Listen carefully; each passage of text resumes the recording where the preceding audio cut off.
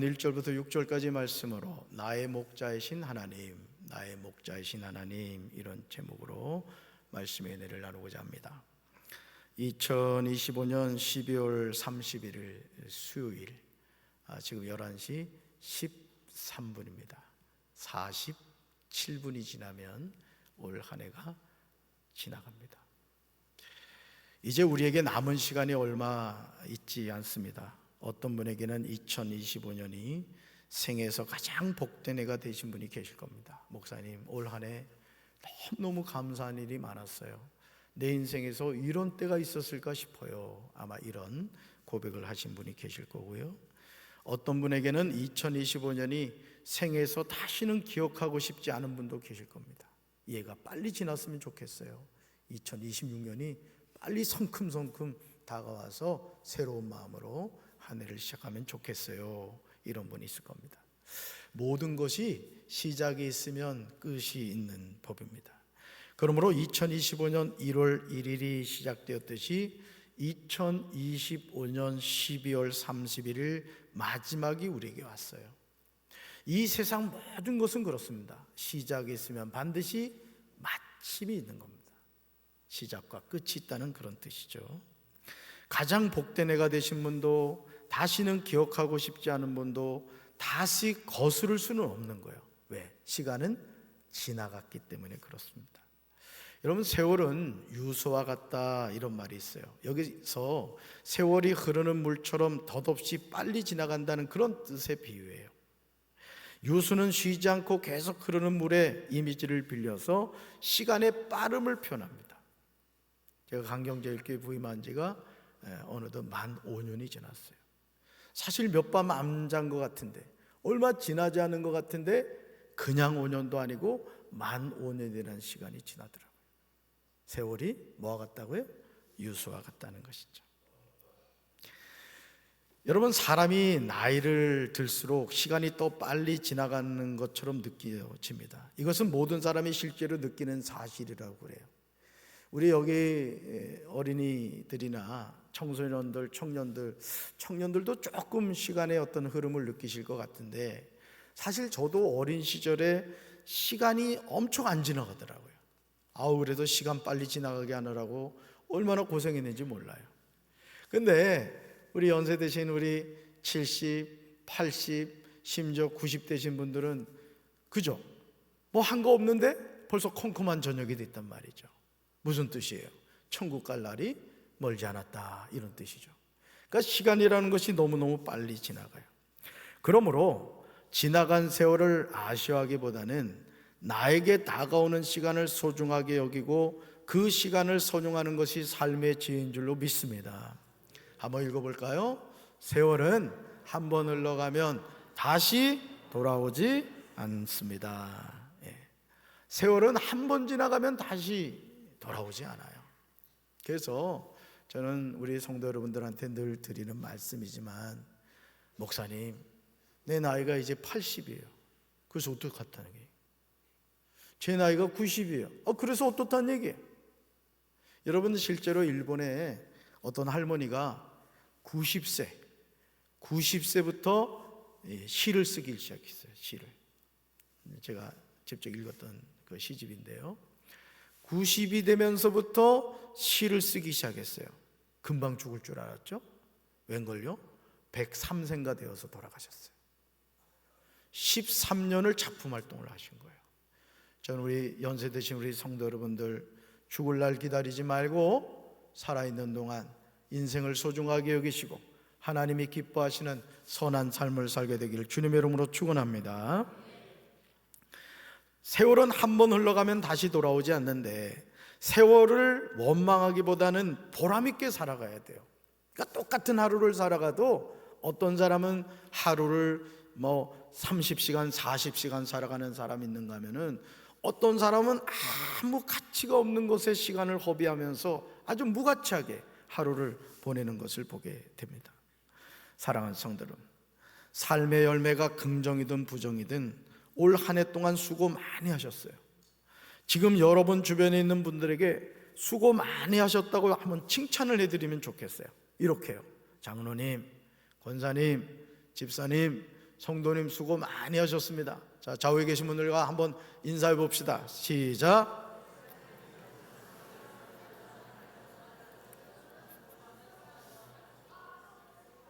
꼬집지는 말고 너무 좋아가지고 말이지. 여러분, 담임 목사와 사모를 위해서도 수고하셨다고 좀 칭찬 좀 해주세요. 이렇게요. 아니, 저만 보고 하면 어떻게 해요? 집사람한테 혼나요. 저 김영심 저 뒤에 있잖아요, 뒤에. 그리고 담임 목사를 도와 늘 수고하는 우리 교육자들에게도 좀 칭찬해 주시면 좋겠어요. 우리 교육자들 잠깐 일어나 봐요. 교육자들, 빨리 들어와, 빨리. 예, 방송실이 뭐 3명씩이나 가 있어. 1명 빼놓고 다 내려와 얼른. 자, 우리 교육자들에게도 좀 인사해 주십시오. 부목사님, 전사님 수고하셨습니다. 예. 여러분, 이제 인사 다 하셨습니까? 그렇다면 정말 소중한 한 사람이 있어요. 칭찬받아야 될 한 사람, 바로 여러분 자신입니다. 여러분 자신. 이 시간 여러분 자신을 가장 다정하고 가장 따스하게, 가장 사랑이 넘치게 안아주면서, 스스로를 안아주면서 이렇게 칭찬해 주길 바라요. 제가 시범을 보일게요. 재진아, 정말 수고 많이 했어. 나는 재진이가 너무너무 사랑스러워, 자랑스러워. 이렇게 하는 거예요. 다시 해야 돼요. 자, 한번 가슴 이렇게 자기를 칭찬해 주는 거예요. 저 동그라미에다가 자기는, 제가 재진아 했다고 같이 또 재진아 이러면 안 돼요. 자, 시작.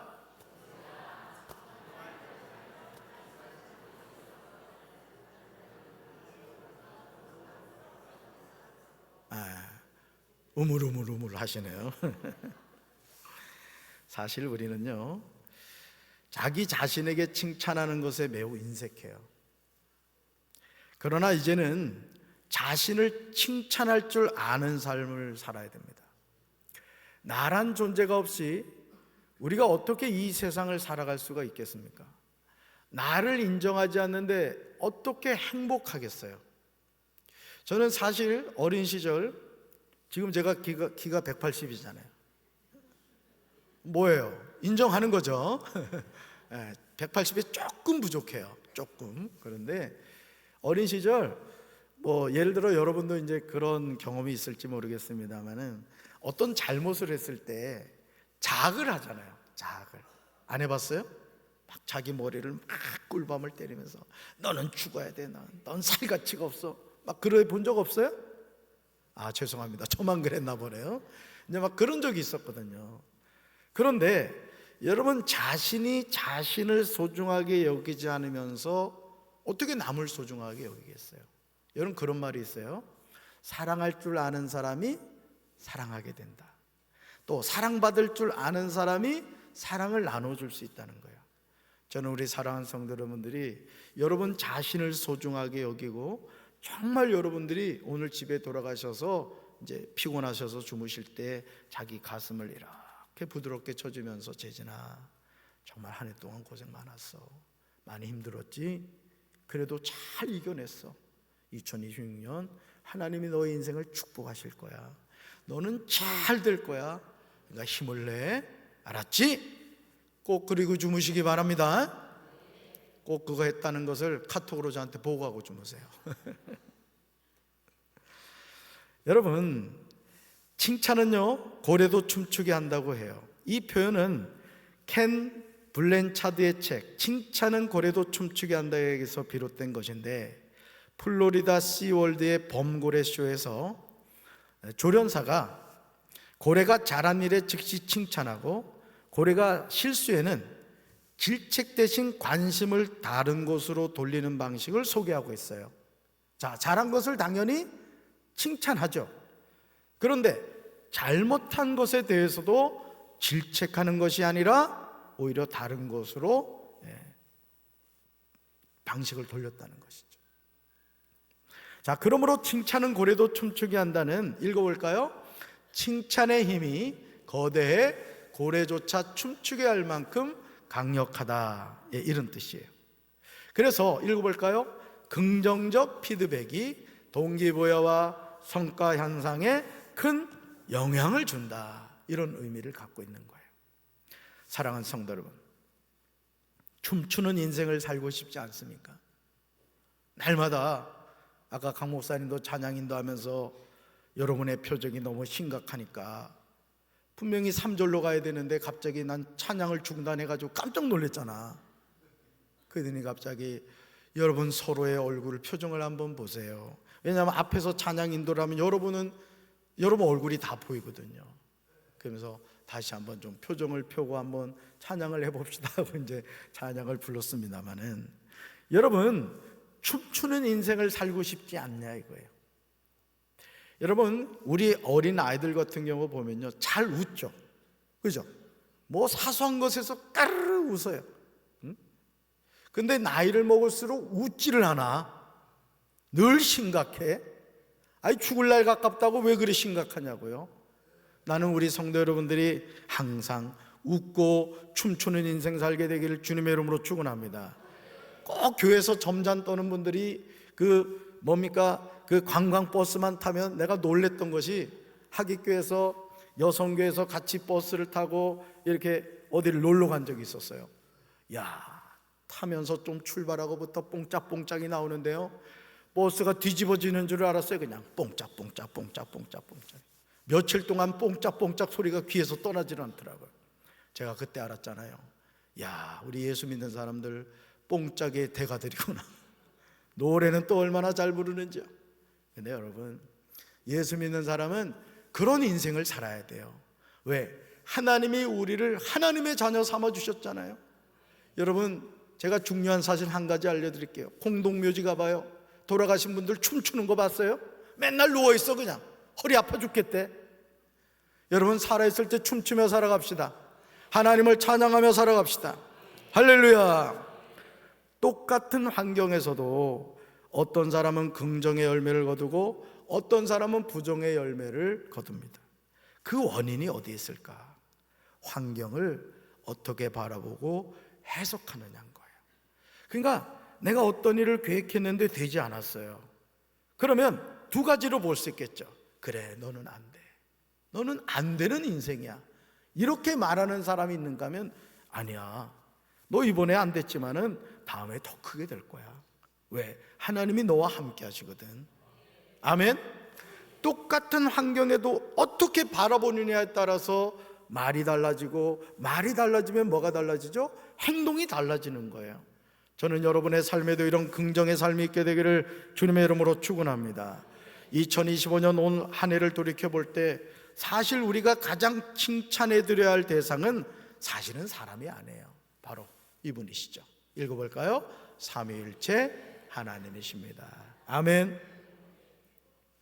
성부 하나님의 축복을 기억해야 돼요. 성자 예수님의 사랑을 기억해야 돼요.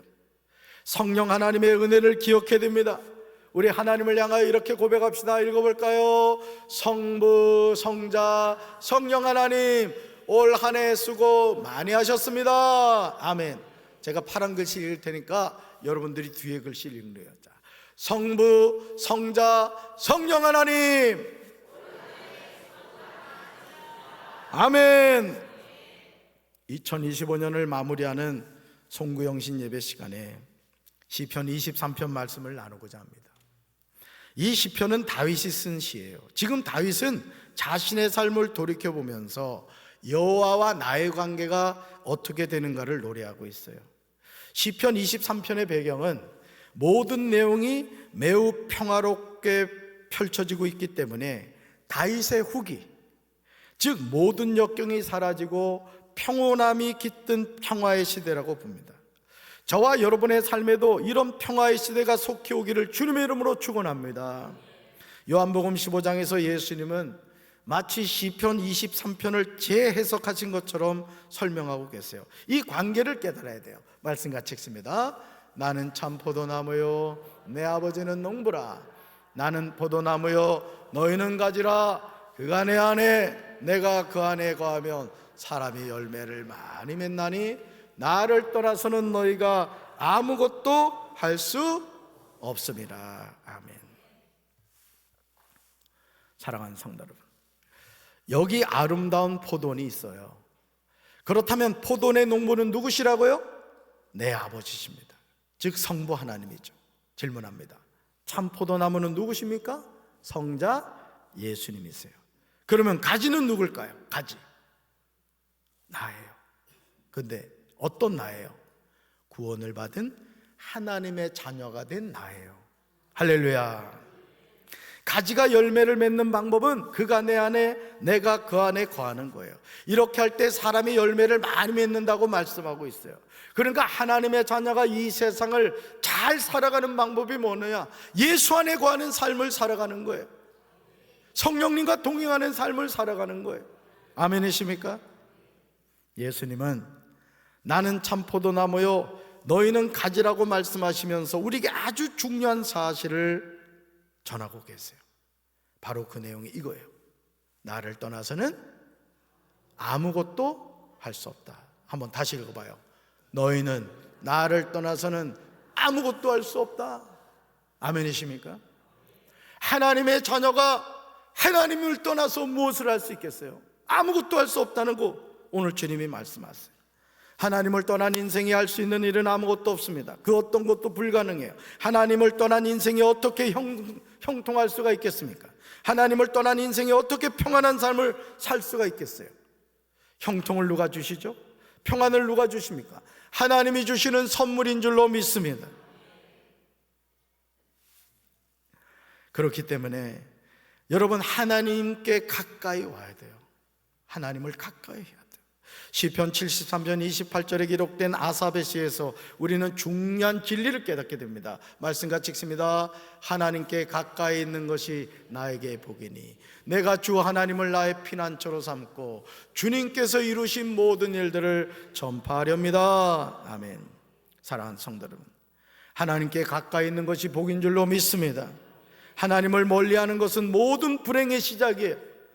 여러분이 2025년 어떤 인생을 살아오셨는지 모르겠지만 2026년에는 52주 주일 성수 100% 하시고 더 하나님을 가까이 하시고 하나님과 동행하는 삶을 사시기를 주님의 이름으로 축원합니다. 우리는 주 하나님을 나의 피난처로 삼아야 돼요. 하나님이 내 삶에 이루신 모든 일들을 전파해야 되는 거예요. 시편 23편 1절에서 다윗은 노래하는데 우리는 이 노래를 매일 해야 돼요. 말씀같이 읽습니다. 여호와는 나의 목자시니 내게 부족함이 없으리로다. 아멘. 지금 다윗이 자신의 삶을 회고하면서 깨닫게 되는 중요한 삶의 진리가 무엇입니까? 다윗은 자신이 부족함이 없다고 고백해요. 그렇다면 어떻게 이런 일이 있을 수 있을까요? 다윗은 이 질문에 관하여 분명하게 대답하고 있습니다. 뭐라고요? 여호와는 나의 목자시기 때문이라는 거예요. 여러분, 젖먹이 어린아이는요 무엇을 먹을까? 무엇을 마실까 염려하지 않아요. 울기만 하면 엄마가 젖을 물려주죠. 응아를 했어요? 울기만 하면 똥기저귀 갈아주는 거예요. 우리가 나이를 먹는다고 마치 하나님 앞에서 어른 흉내를 내요. 근데 아니에요. 우리는 죽을 때까지 하나님의 돌봄을 받아야 되는 어린 양들이라고요. 아멘이십니까? 더 하나님을 의지하시고 더 하나님을 사랑하며 살게 되길 주님의 이름으로 축원합니다. 그러므로 다윗이 삶의 부족함이 없었던 이유는 여호와가 다윗의 목자가 되어 주셨기 때문이에요. 목자가 하는 일이 무엇입니까? 목자는 양이 먹을 풀과 물을 제공해요. 그러므로 양은 목자가 인도하는 대로 순종하면 필요한 양식을 공급받게 되는 거예요. 오늘 우리가 이 세상을 살아가면서 무엇을 놓치고 살아갑니까? 마치 내가 노력해서 인생을 살아가는 줄로 생각을 해요. 오늘 제가 송구영신 예배를 드린다고 제 개인 헤어 디자이너에게 머리를 깎고 왔어요. 잘 나왔죠? 별로 마음에 안 드세요? 여러분을 기쁨으로 맞이하려고 이발까지 했다고요. 여러분, 제가 제 머리 깎을 수 있어요? 깎을 수 없는 거예요. 이 머리카락 자라게 할 수 있어요? 할 수 없어요.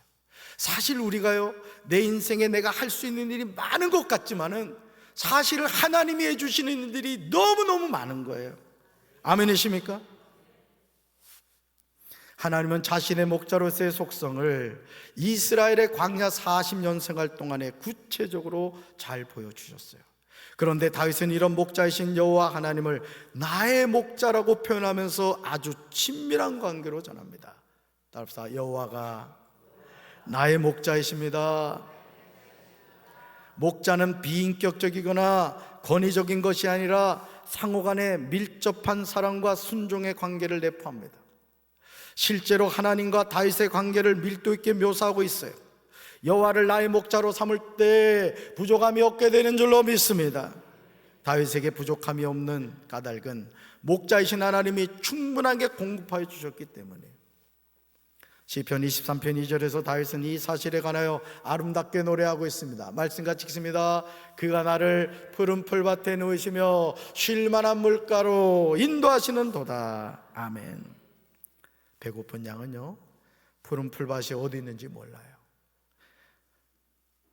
목마른 양은 쉴만한 물가가 어디 있는지 모릅니다. 아니, 알려고 하지도 않아요. 왜냐하면 선한 목자가 되시는 여호와께서 푸른 풀밭과 쉴만한 물가로 인도해 주시기 때문에 그렇습니다. 사랑하는 성도 여러분, 배고픈 양에게 있어서 푸른 풀밭은 그들의 생존과 직결되는 것입니다. 목마른 양에게 쉴만한 물가도 마찬가지예요. 목자는 양들을 잔잔한 물가로 인도함으로써 안전히 쉴 수 있게 합니다. 여기서 쉴만한 물가로 인도하셨다는 사실이 정말 중요한 거예요. 주님께서 여러분의 인생을 쉴만한 물가로 인도하시기를 주님의 이름으로 축원합니다. 저녁에도 베개만 대자마자 콜골며 주무시기 바라요. 베개를 베고, 그런 분들이 있어요. 쓸데없는 생각을 많이 하는 분들이 있어. 그러지 말아요. 베개 베는 순간 주무시기 바라요. 딴 생각하지 말고. 여러분, 오늘 우리가 기억해야 될 것이 무엇이죠? 양과 목자의 삶에서 이런 육적인 배고픔과 목마름을 해결하는 것도 중요하지만 정말 중요한 게 있어요. 여러분, 우리가 육신의 양식을 공급받고 목이 말라서 물 마신다고 우리 인생이 다 해결됩니까? 여러분, 그래요? 그렇지 않죠. 바로 그것이 시편 23편 3절 말씀이에요. 말씀 같이 읽습니다. 내 영혼을 소생시키시고 자기 이름을 위하여 의의 길로 인도하시는 도다. 아멘. 선한 목자가 되시는 여호와 하나님은 다윗의 영혼을 소생시켜 주세요. 이것은 다윗이 할 수 있는 일이 아니에요. 여기서 소생이란 이런 뜻이 있어요. 읽어볼까요? 거의 죽어가다가 다시 살아남. 거의 죽어가다가 다시 살아나는 것이 뭐라고요? 소생이란 뜻이에요. 리스토어, 소생. 그러니까 우리 인생은 뭐와 같으냐? 광야에서 죽어가는 인생과 같았던 거예요. 하나님이 없는 인생, 잘 사는 것 같죠? 좋은 차 타고 넓은 집에서 맛난 거 먹으면서 사니까 부럽게 생각하시죠? 아니에요, 여러분. 하나님 없는 인생은 불에 갈 수밖에 없는 거예요. 마치 쇼윈도우 부부처럼 많은 청중 앞에서는 금술이 좋은 것 같은데 알고 봤더니 집안에서는 만날 그냥 막 수저가 날아다니고 밥그릇이 날아다니고 그런 거예요. 여러분, 우리 영혼을 소생시켜 주신 분은 살아계신 하나님이신 줄로 믿습니다. 하나님이 인도해 주셔서 거의 죽어가던 다윗의 영혼이 온전하게 회복이 된 거예요. 오늘 교회를 다니고 있지만, 예수를 믿는다고 하지만 영적으로 완전히 메말랐어. 내가 지금 살아있는지 죽어있는지도 모르는 성도들이 오거나 있지 않습니까? 예배를 드려도 기쁨이 없고 감사가 없고, 기도의 문이 닫힌 지는 벌써 수십 년이 지났고, 교회를 다니기는 하는데 내가 왜 다닌지도 모르는 그런 고민 가운데 살아가는 분들이 있으십니까? 그렇다면 이 시간 성령께서 여러분의 영혼을 소생시켜 주기를 주님의 이름으로 축원합니다. 주님의 이름으로 축원합니다. 내 영혼을 소생시키시고, 내 영혼을 소생시키시고. 여기서 소생하다의 원어는 되돌아오게 하다는 뜻으로 읽어볼까요? 죄악과 공경으로 헤매던 영혼이 제자리를 찾게 되었다, 이런 뜻이에요. 소생하다는 게 바로 그런 뜻이에요. 죄악과 공경으로 헤매던 영혼이 제자리를 찾게 되었다는 거예요. 이 일을 하실 수 있는 분이 누구실까요? 우리의 선한 목자 되시는 하나님이신 줄로 믿습니다. 그러므로 선한 목자이신 하나님은 자기 이름을 위하여 양들을 의의 길로 인도하세요. 여기서 의의 길이란 평탄의 길, 형통의 길을 뜻합니다. 하나님은 하나님의 양을 평탄과 형통의 길로 인도하심으로써 목자로서의 자비하신 성품을 보여주시는 거예요. 그 인도의 궁극적인 목적이 하나님 자신의 영광이 있는 거예요. 여러분, 이런 목자 되신 하나님이 나의 아버지가 되신다는 게 얼마나 감사한 일이에요. 여러분, 이 세상에서 제일 불쌍한 영혼이 누굽니까? 나를 낳아주신 부모님을 모르는 고아들이 아니에요. 사실은 저도 작년에 어머니가 돌아가시고 우리 이내 태어나기 1년 전에 아버지 돌아가셔서 저도 고아가 됐어요. 장인 장모님도 다 돌아가셨어요. 저 불쌍해 보이지 않아요? 부모님 살아계신 자녀분들 효도하시기 바라요. 어째 아멘이 이렇게 시원찮을까? 부모님에게 효도하시기 바랍니다. 용돈 얼마 보내드려야 된다고? 기본 10만 원, 조금 저기 하면 20만 원, 50만 원도 받아줍니다. 돌아가시고 나니까요, 생각나지만은 효도할 길이 없는 거예요.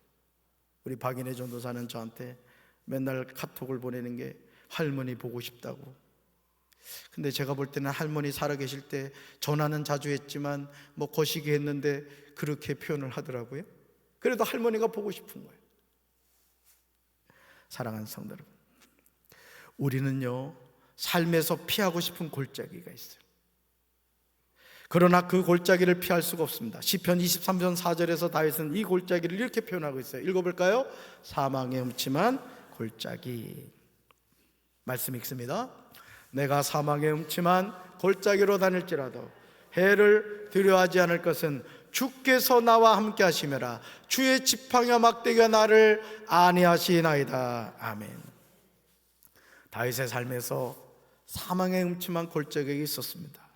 저와 여러분의 삶에도 이런 사망의 음침한 골짜기는 반드시 있습니다. 다윗이 목자로서 양을 치던 팔레스타인에서 어두운 골짜기는 쉽게 발견된다고 합니다. 이곳에서 목자 없는 양떼들은 사나운 짐승의 먹이가 되고 말아요. 여러 가지 죽음의 위협을 당합니다. 그러나 다윗은 조금도 지체하지 않고 해를 두려워하지 않는다고 합니다. 왜냐하면 사망의 음침한 골짜기에서도 주님이 나와 함께 하심이라 라고 표현하고 있어요.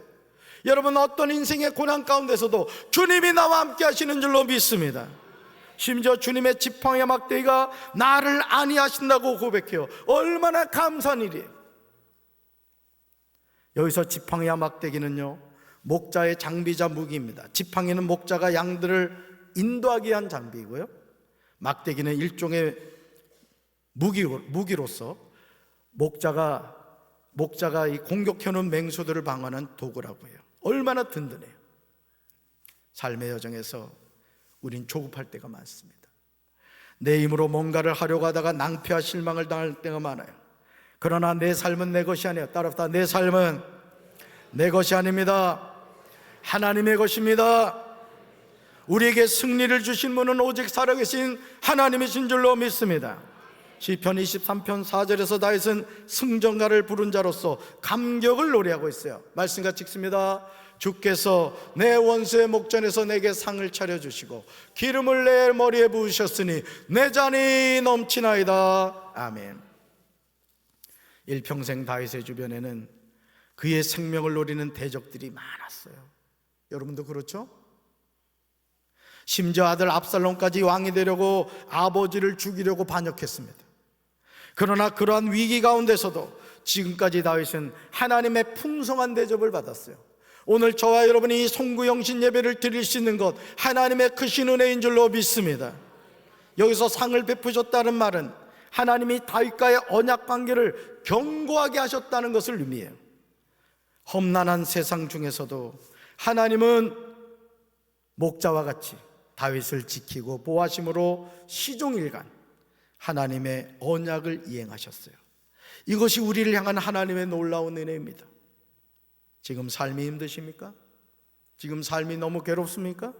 그렇다면 내 원수들이 보는 앞에서 내게 잔치상을 차려주시는 하나님을 바라보시길 주님의 이름으로 축원합니다.